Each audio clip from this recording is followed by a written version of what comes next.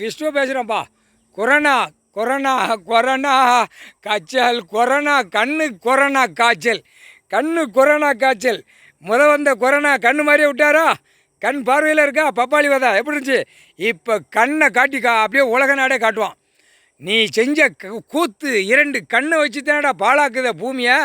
இந்த 2 கண்ணை வச்சே பழுத்து பழுத்து அப்படியே குதற விடுவார்.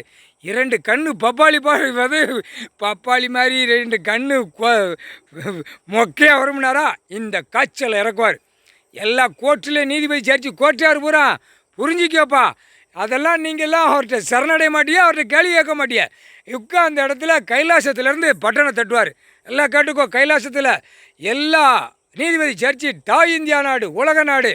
ஆனால் கையெடுத்து கும்பிட்டா நீதிபதி ஜட்ஜி ஆணும் பெண்ணும் தப்பிப்பீங்க. அதே மாதிரி வழக்கறிஞர்களில் ஒரு 10% ஐயா ஐயா ஐயான்னு உயிரை விட்டுட்டு கிடக்கான், புரியா?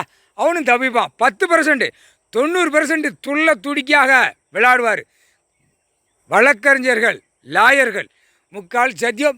எப்பா வெளிநாட்டில் 1900, 1200, 1300, 1400, 1000 எல்லாம் 90, 900 எல்லாம் 1000க்கு மேலே உள்ள கணக்கில் நாடுகளை பிரித்தான்.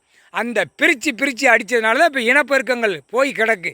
எல்லா நாட்டுக்கு அப்பே சண்டை போட்டு கூத்து அடிச்சிட்டான். ஆங்கிலேயர் காலம், வெள்ளைக்கார ஆட்சி எல்லாமே நாசம் பண்ண முட்டா பேய். அந்த காலத்தில் சத்திய வாக்கு வாங்கினவன் தான் வெள்ளைக்காரன்.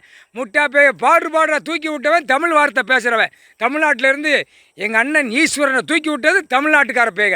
முக்கால் சத்தியம் இந்த செம்மத்தில் உலக நாடு மானிட பிறவியை அடைக்கிடுவார். எப்பா சனீஸ்வரி முழிச்சு பார்க்கல அவன் கண் பார்வையில் தான் உழணும். உன் கண் பார்வை இந்த கொரோனா கண் காய்ச்சல் கொரோனா வரையில் மானிட பிறவி கண்ணில் தான் உன் கண் பார்வை உழணும். கணக்கு போட்டாச்சு. இப்போ சும்மா விளையாண்டுக்கிட்டு இருக்காது 2 பேரும். பெண்ணுக்கு பெண்ணு ஆட்டிடு, ஆணுக்கு ஆணு நீ ஆட்டிடு. முக்கால் சத்தியம்.